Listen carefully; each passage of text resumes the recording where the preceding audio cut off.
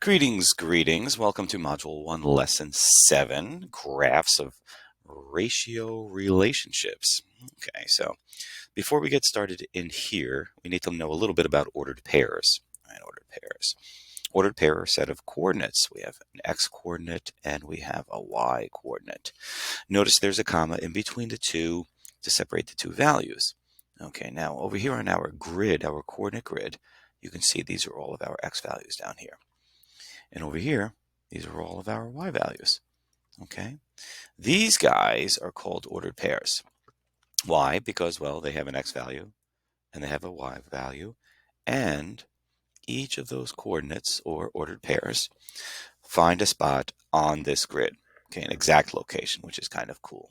First one's not so bad, right? And here's how it works, right? So you look at that x coordinate or x value, and you cruise down on the bottom, and you find it, and that's hanging out over here somewhere, right? You're really not going anywhere. And then the y value, well, that's also 0. So you're not going up at all, right? So that's right there. Okay. But the next one, now we get to move into the grid a little bit. So a 2, 1, or ordered pair 2, 1. The x, right? There's my x and there's my y. Okay. So you find 2 on the bottom because that's my x area. So you go to the right 2, and then my y is 1, which is over here. So we go there. There it is. So 2, 1, right? So 2, 1, like that. And on you go. So the next one is a 1, 5. So again, the x is always first and the y is always second. So 1 is over here and then 5 is over here. So boom, right? Okay, I like to think of it as we move left or right first and then we go up or down. So the first value is your left or right. So we're either going this way or this way. But in this case, we're always going to the right. So hang out over here, and then we go up, right? 3. So 1, 2, 3. There it is. Okay. So this is our ordered pair is 7, 3. This was our ordered pair 1, 5, and so on. Okay. So that's kind of how that worked there a little bit. Yeah. Okay. So let's move on. Cruising on down. So I think we're ready for what we need to do here. Not so bad today at all. So I'm actually going to go into the recap area, hanging out in here, because here is a set of ordered pairs.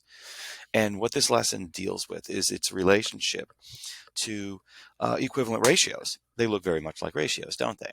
Here is potentially a 1, 3 or a 2. I'm sorry, a 1 to 3 relationship or a 2 to 3 relationship or a 3 to 9 relationship. But they're being turned into or converted to an ordered pair rather simply, by the way, rather easily.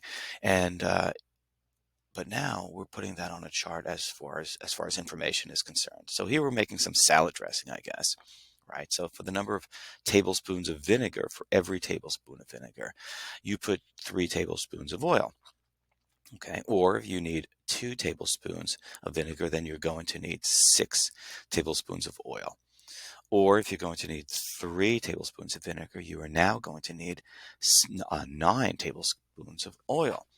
Now, the deal is, why are these guys equivalent? Well, they're equivalent for several reasons. One, because they share a multiplicative value, right? So or a constant. If this is a times 2, then this must be a times 2, and it works. But they're also equivalent because, well, the salad dressing always tastes the same. So if you're using this mixture, right, as compared to this mixture, the salad dressing will taste exactly the same. It will have the same exact consistency. Now, why are we using ordered pairs? Right? Why are we converting this to ordered pairs? Well, the reason why is because once you get these buggers on a grid, it's very easy to see what's equivalent. Here's what I mean. Okay, so here are those exact ordered pairs, right, from the grid just before, from the chart just before.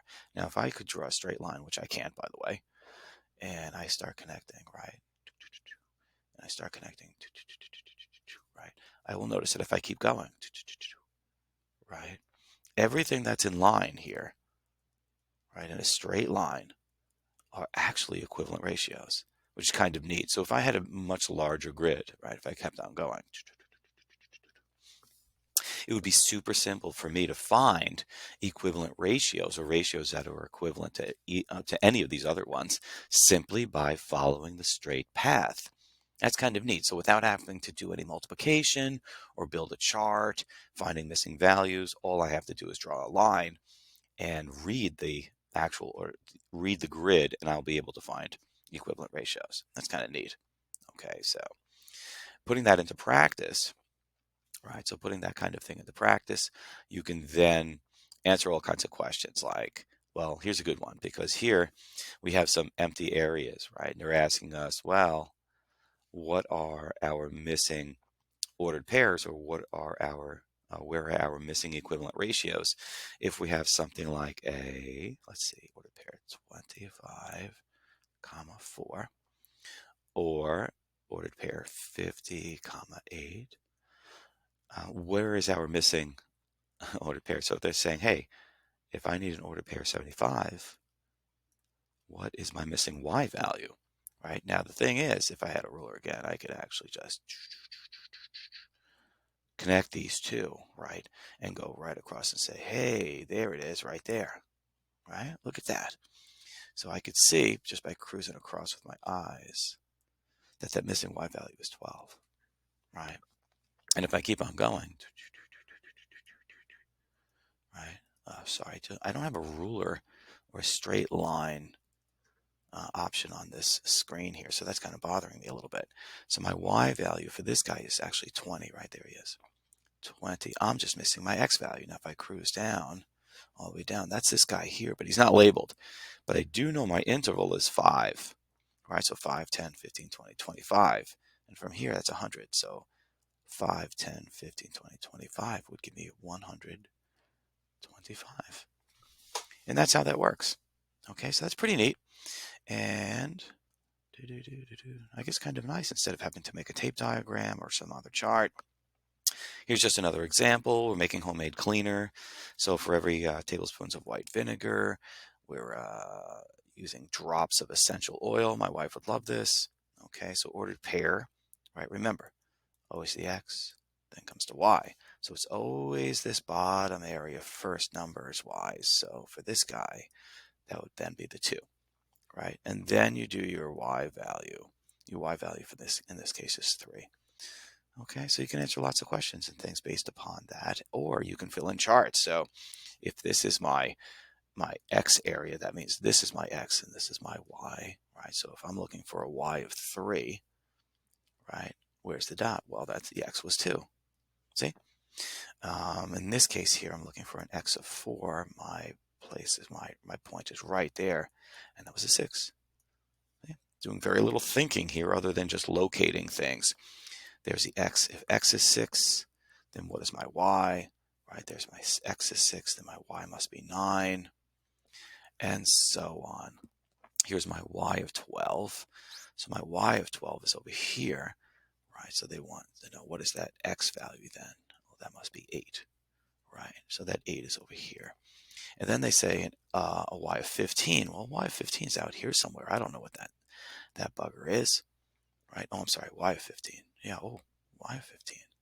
Oh, over here, right? Over here. So what's this guy? He's over here somewhere. But if I kept on growing, right? Well, this is right off my grid. You know what? I'm going to have to go back and say, wait a minute. Let's use old style here. So my grid isn't helping me here. I can't see it. So this is a times 5. This must be a times 5. And that gives me 10. That makes sense. 2, 4, 6, 8, 10, 3, 6, 9, 12, 15. So I guess the grid is a little bit limiting, because if the value you need or looking for is not actually on the grid, you're going to have to do a little bit of math. But if it's in there, it's on your coordinate plane, you're in great shape. All right, so that's the lesson. That's lesson 7, folks. Okay, thanks so much. Take care.